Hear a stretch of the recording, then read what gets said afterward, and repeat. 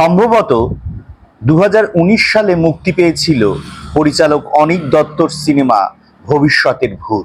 এই ছবি যে সেই সময়ে বিতর্কের তুঙ্গবিন্দু স্পর্শ করেছিল, আজ এ কথা বলাই বাহুল্য। আমার যতদূর মনে পড়ছে, ছবিটি কোনো সিনেমা হলেই চলতে দেওয়া হয়নি। কেন?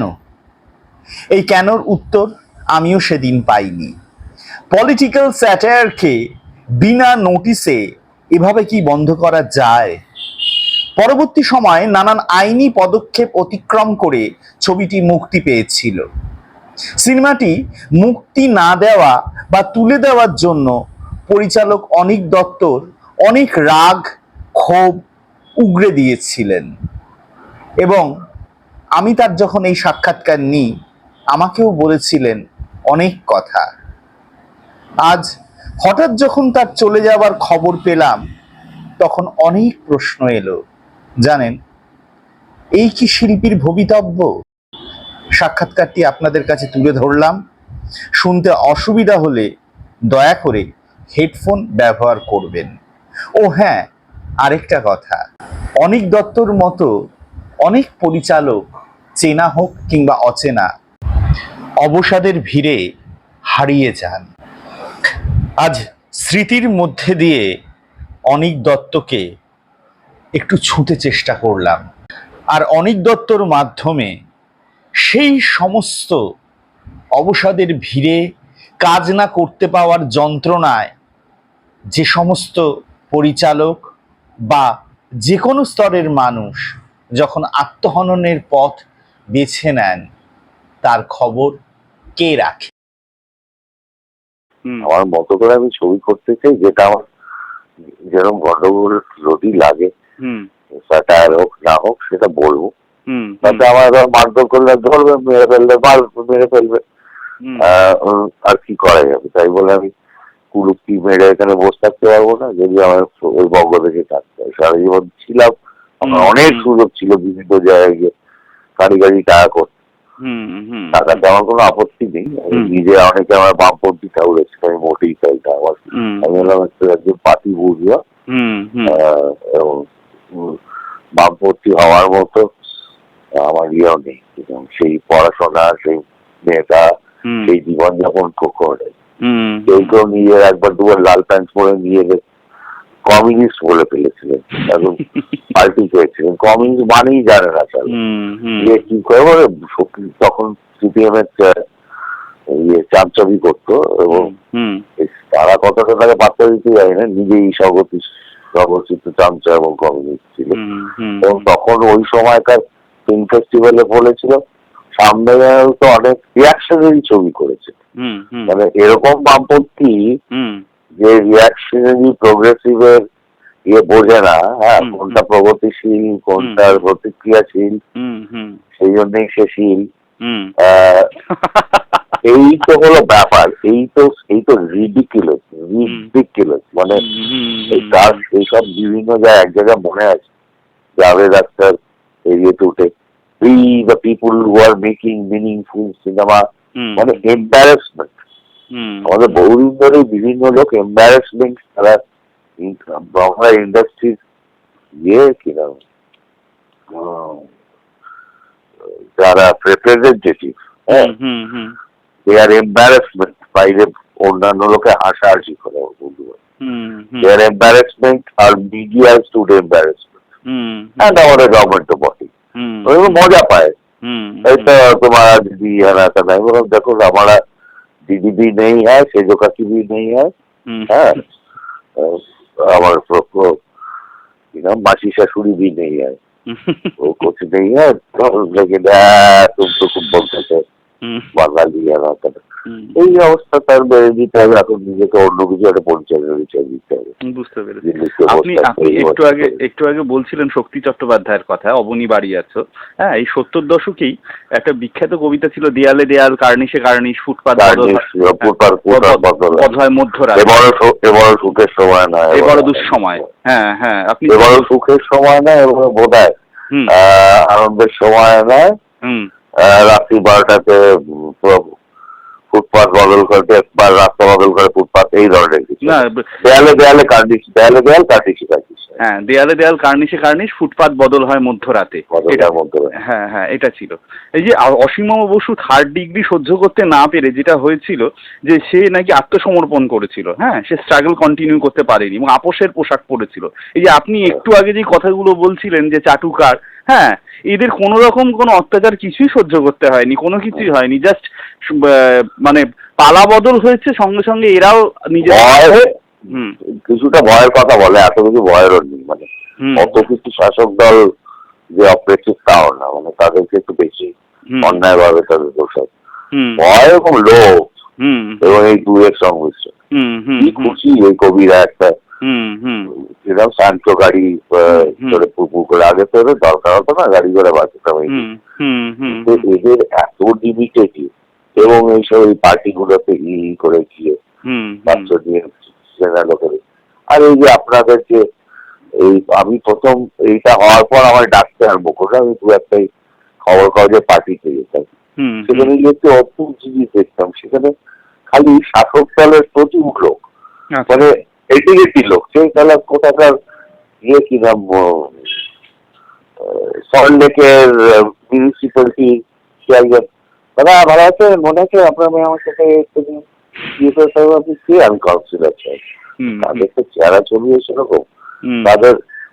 আমি বলছি এই যে একটা অদ্ভুত বড় বড় নাম করে বলছি, তাদের পার্টিতে তারা খুঁজে সংবাদ মাধ্যম তাদের পার্টিতে শাসক দলের লোক দিয়ে ওখানে অন্য হিসাবে ভোট খালি তারা এই বুঝলাম যে না আমরা পলিটিক্যাল ইয়েদের সাথে ইন্টারাক্ট করি বলে তাহলে বিরোধী পার্টি এই পার্টি সেই পার্টি হবে, খালি শাসক পার্টির লোকরা, তাদের মধ্যে কেউ কেউ সাধুবাদ জানাবো ওপেন দিয়ে করছি, কেউ কেউ আবার চায়ের কাপে পানীয় নিয়ে খাচ্ছে, সেইটুকুও সাহস নেই। এমনিতেও তাদের সব জানা আছে, চেহারা টেহারা নামের মধ্যেই অনেক কিছু আছে, একবার করে এক একটা পার্টিতে যাই একজন দুজন কমে, তারা তখন চলে গেছে। তো এই বুঝতে পারছি। আপনাদের একটা প্রশ্ন করতে পারি যে আপনারা করছেন বলুন তো, মানে এইভাবে কি বাঁচিয়ে রাখা যাবে খালি বিজ্ঞাপন দিয়ে? কারণ লোকে তো ইরেলেভেন্ট হয়ে যাচ্ছে, লোকে কি আর পড়বে বলুন? এই কি আপনারা কি করছেন, কাকে 7.5, 10, 8, 9, না না ওগুলো কোনো বিষয় না, ওগুলো কোনো রিভিউই না। সোশ্যাল মিডিয়া বলে একটা জিনিস হচ্ছে, এই যে বিজ্ঞাপন গুলো দিচ্ছে, সেই বিজ্ঞাপন গুলো লোকে কেন দেয়? কারণ একটা নর্মাল কারণে আমি একটা প্রোডাক্ট বিক্রি করেছি, শার্ট বিক্রি করেছি, এই পত্রিকায় এতজন লোক পড়ে, সুতরাং আমি বিজ্ঞাপন দিকে তারা দেখি। কিন্তু বিজ্ঞাপন খালি সরকার দিলে যে এটা তো আমার ট্যাক্স মানি তো দাদা, হ্যাঁ, আমার ট্যাক্সের পয়সা এই যে করে যে ফ্লেক্স নিয়ে একটা আমি সে দিয়েছে বলেছে, ফ্লেক্সের কত কোটি কোটি কোটি ফ্লেক্স, একটা ফ্লেক্স দেখছি আবার পরিবেশ দূষণের উপর দিয়েছে, সবচেয়ে বেশি পরিবেশ দূষণ তো ফ্লেক্স করছে। আমরা প্লাস্টিকের ব্যাগ ব্যবহার করা বারণ করি, এতগুলো ফ্লেক্স বা নন বায়োডিগ্রেডেবল গুলো কি হচ্ছে বলুন তো? হ্যাঁ, তারপর আমার পয়সা এগুলো সব ওই কোনো পৃথিবীর কোথাও, মানে আমি জানি না, আমি সেই ইতিহাসের সময় যা দেখতে হবে তাদের ওখানে হয়েছে বলে মনে হয় না যে ফায়ার ব্রিগেডের উপর আর সময় মুখ, হ্যাঁ, কি এই পয়সা ফায়ার ব্রিগেড ইকুইপমেন্ট কিনতে পারছে না পয়সাটি, বসে বসে অত্যন্ত সূক্ষ্ম ইয়েতে, কারণ একজন গেছে ফায়ার ব্রিগেড গেছে, সিলিপিড়ি নেই পয়সাটি, কিন্তু সে ঝাঁপিয়েছে, চাপাতে দেখে একজন মহিলা তার দিকে আসে একটু মুখে তাকিয়ে, তাকে সেটা ভালো লাগবে? বা একটা এই যে অ্যাম্বুলেন্সের ওপরে আপনারা কি লিখছেন বলুন তো, কি করছেন? মানে এই যে কে কি কেউ কেজরিওয়ালের সাথে কি করলো এ করলো, সবগুলো চোর চাচর, সেগুলো নিজের পিঠ বাঁচাতে, আর এর মধ্যে সবচেয়ে বড় শয়তান সে তো তাদের পেছনে লাগবেই, আর বলছে আমাদের নেই গণতন্ত্র নেই, আমাদের পেছনে চাই লাগবে ইলেকশনের আগে। আচ্ছা, তারা ইলেকশনের আগে না লাগিয়ে আপনার সুবিধা মতো লাগাবে যখন আপনি লোক পিছিয়ে অলরেডি ইয়ে পেয়ে গেছেন, হ্যাঁ, তখন আপনাদের সাথে হয়তো প্যাক্টও করবে, আপনি নিজেদের জিনিস ছিলেন, ওয়াচ টোয়াচ করে এতদিন, তখন যদি এক্সচেঞ্জ না হতো এতদিনে হয়ে যেত আর কি। তো সেইগুলো এসে বাজে বাজে, কোথায় কি করছে, কোথায় একটা করে সাথী করে 5 টাকা খরচা করে, 5 লক্ষ ইয়ে দিয়ে তার তার প্রচার করে, বাইরে কনস্ট্যান্টলি লোক পাঠিয়ে ঘুরে বেড়াচ্ছে। ওই দু একটা ইংরেজি বলতে পারে লোক ভাড়া করেছে, তারা গিয়ে এইসব জিনিস বার করে আনে, কোথায় কি বাইরে ইউনাইটেড নেশন। আর এরা মুখ্য আহমক দেখেছে, এইটাই বোধ হয় নিয়ম বা মজা পড়ে যাচ্ছে। কোথায় বেরোবে? এত যে বেজর বেজর বললাম, কিছু বেরোবে কোথাও? বাংলা লাইভে প্রথম আপনার ভূতের ভবিষ্যতের এইটা মানে এইটা বুঝলাম, কিন্তু এটা বেরোবে, কতটা বেরোবে, কি দেখবে কতজন? এই তো আমি তো একজন বলেছি একবার, ভাই তুই সন্ধ্যাবেলা বেজর বেজর বেজর পরের দিন তো দেখবে তোমার খবর কিছু বেরোচ্ছে, তাহলে আমার ধরে বোর করো কেন, অন্যদের গিয়ে এ কর না, আপনি কি লিগাল স্টেপ নিচ্ছেন? আমি বললাম না তো ভাই, আমি বুঝতে পারলাম না, একটু হয়ে গেল, মানে কথাটা কেটে কেটে গেল, আর বলবে রিপিট করবে না? না না, এই যে বলে আপনি কি খালি বলে লিগাল স্টেপ নিচ্ছেন, আমি বলেছি না আমি ইলিগাল স্টেপ নিচ্ছি। এই এই এই পুলিশ কথাগুলো যে বলেছে তুই কলম ফিরে নেয়, তবে এটা বলে কি হবে? দেবে কানের গোড়ায় দেবে, দুটো দরকার নেই ভাই, এই আবার কি করছি? এইটা একটা এরকম ভাবে আইসোলেটেড ভাবে হবে না, এবং আরব স্প্রিং এর মতো ব্যাকল্যাশটা কিন্তু আসছে। এই মিডিয়াকে নিয়ে কি সোশ্যাল মিডিয়াতে লেখা আছে সেটা কি আপনাদের কানে বা চোখে আসছে? আমি জানি না আসছে কিনা। আমার অনেক বন্ধু বান্ধবী এই কনভেনশনাল মিডিয়া, আসলে তারা বলছে যে কি করবো আমরা, কি করবো? আমি বলি কি করে চাকরি ছেড়ে দেবে ভাই তোমাদের? আমি জানি তোমার গাড়ি আছে, তোমার ইয়েতে বাড়ি রয়েছে, ভবিষ্যৎটায় আনা টানা, অন্য নিজে একটা কিছু করো, ইয়ে করো। তাই বলে এরকম ভাবে তুমি নিজে একটা ব্যাকগ্রাউন্ড আছে, একটা পড়াশোনা আছে, এই জন্য তাহলে তুমি সারা শূন্য করতে এসেছিলে কেন? তুমি কর্পোরেট থেকে কাজ করো, অনেক বেশি পাইনে পাবে। তুমি সাংবাদিকতা করতে এসছো, তারপর তোমাকে এইভাবে ব্যবহার করা হচ্ছে, সেটা তুমি মেনে নিচ্ছ। সেটাই সেটাই। এই যে আপনি বলছেন অনিকবাবু, আপনি যেরকম একজন মানে মানে ব্যতিক্রমী বলবো, কথাটা উল্লেখ করবো, কারণ ব্যতিক্রম না, আমি মানুষ হওয়া উচিত, সে তো উচিতই। এবার এরকমই দেখুন, এখন সংবাদপত্রের কথা যেটা আপনি বলছেন, একটা 100% সত্যি কথা। আমি নিজে 19 বছর কাজ করে বলছি। গৌরকিশোর ঘোষ সেখানে করেছে, তাদের আমি এই নামগুলো করতে যাচ্ছিলাম। আজকে শ্রমিক বন্দ্যোপাধ্যায়, ধরণী ঘোষের যে রিভিউ গুলো আমরা পড়েছি, মানে ছোটবেলা থেকে যেভাবে রিভিউ পড়েছি, বিশেষ করে ধরণী ঘোষের, এগুলো কোনো রিভিউর পর্যায়ের পরে কিন্তু আছে। আমি বলছি, আমি নাম বলছি না, ছেলেপুলে যারা যথেষ্ট ওয়াকিবহাল সিনেমা সম্বন্ধে ইয়ে করে, তারা এক কোনায় কুকুরে রেখে দিয়েছে। এইখানে ন্যাশনাল পলিটিশিয়ান ভয় পেত এখানকার, একদম এখানে বিএফজে বলে একটা জিনিস ছিল, যেখানে সবাই সারা ভারতবর্ষ থেকে বিএফজে কি অবস্থা। সতীশ বাবু তো, সতীশ বাবু বলতে ন্যাশনাল অ্যাওয়ার্ডের পর সবচেয়ে বেশি আমরা বিএফজে কে সম্মান করি। এইখানকার জার্নালিস্টদের সাথে ইন্ডিয়ানটি নিয়মিত যোগাযোগ রাখতে, আসতেন একবার মিট করতে, কারণ জানতেন এরা পাশ দিয়ে ছেড়ে দেবে, এবং এমার্জেন্সি সময় এরাই করেছে। সেই তাদের উত্তরসূরিদের এরকম স্যার, আমার খুব ভুল হয়েছে যে এখানে থেকে যায়। আমি একটা হিউমিলিটেড, এখন বাঙালি হিসেবে আমি অত্যন্ত লজ্জিত এবং হিউমিলিটেড। এই অনেক ফালতু কথা বললাম সবাই। না না না না, আপনি যেটা বলেছেন একদম একদম ঠিক কথা বলেছেন। আমি যেটা বলতে চাইছিলাম, আজকে যদি সিনেমা টেকনিক্যাল দিক যদি একটু করি, মানে কথা বলার চেষ্টা করি, কিছু না, খুব ভারী কিছু না, যদি জাম্প কাট ম্যাচ কাটের কথা বলি, হ্যাঁ, মানে কোনো একটা বড় পত্রিকায় সঙ্গে সঙ্গে ফোন করে আমাদের বলা হয়, মানে বিয়েতে, যে এত না, এত টেকনিক্যালি জিনিস করো না। টেকনিক্যাল জিনিস বলে সিনেমাটা কি আমরা পুরো জানি, সুব্রত মিত্র নাম জানি, নাম জানি, সব জায়গায় মানে কথা। এখানে অভিক মুখার্জির মতো একটা সিনেমাটোগ্রাফার আছে, সেটা কেউ চায় না। আমি বললাম যে তোমরা খালি টিভি করে একটা চলে গেল, অরুণ মিত্র, অভিক মুখার্জি ইন্টারন্যাশনাল ক্লাস। হ্যাঁ, আমি বলছি ভিক্টোরিয়া স্টোরারও ওর সাথে যোগাযোগ রাখে, পৃথিবীর সর্বশ্রেষ্ঠ সিনেমাটোগ্রাফার যারা তাদের। ওর লেখে ইয়েতে ও হলো রিপ্রেজেন্টেটিভ অফ যত বড় সিনেমার ইয়েগুলো আছে সেগুলো। চুপচাপ তাকে বলে, কেউ ইয়ে করে, বুঝতে পারি, তাদের না নিয়ে কেউ চাকরি দিয়ে টাকাটাকি করতে, সে 50 বছর ধরে 30 বছর ধরে চেষ্টা করে যাচ্ছে এখন অভিনয় করতে পারে, এই ইন্ডাস্ট্রি করে অদ্ভুত চেহারা জমিতে তাকে নিয়ে নেয়।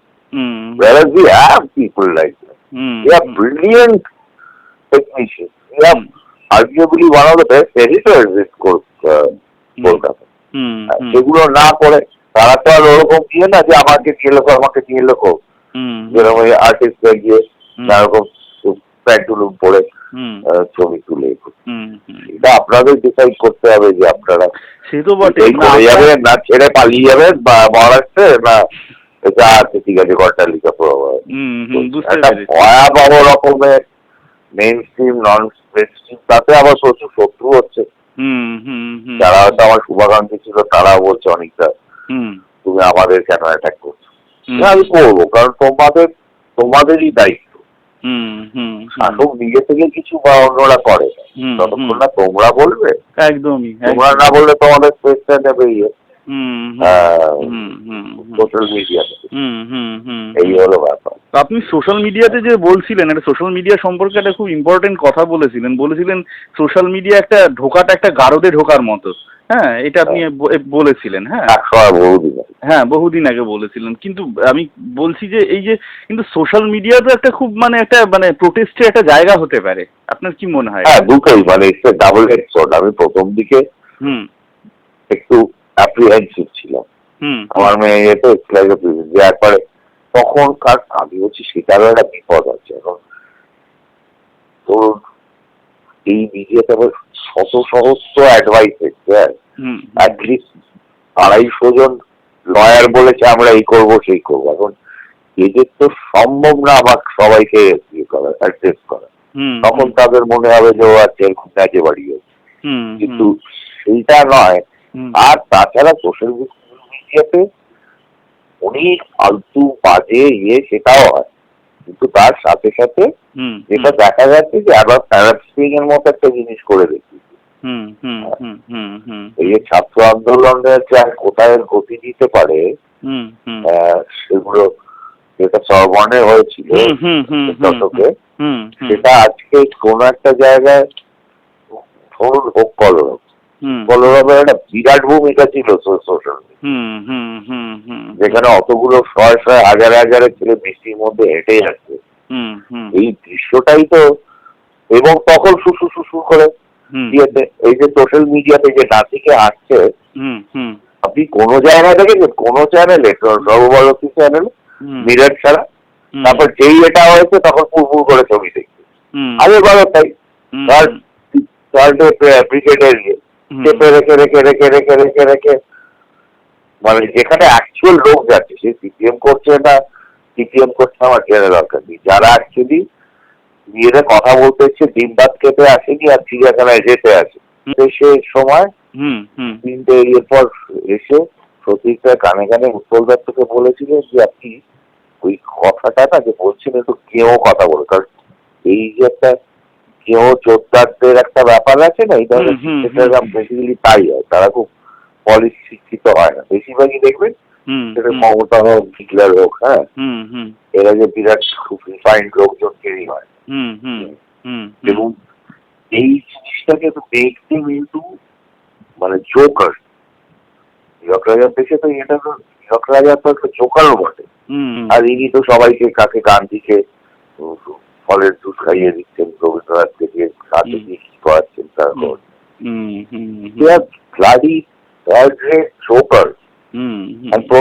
তাদের অত এই গেলেন সেই গেলেন এর সাথে এইগুলো, এবং যারা ভাই এটা একটা সিরিয়াস জিনিস,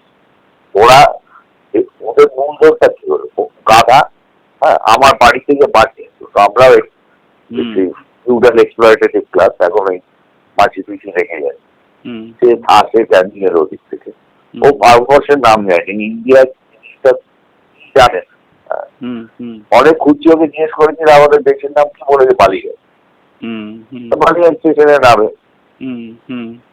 এদের ইয়ে তো এরা জানে, এবং সেই নিয়ে আস্পালন সেই ভোটে, সেটা পেতেই হোক না পেতেই হোক এই যে এদের ভোটে জিতে তাদের এত তাদের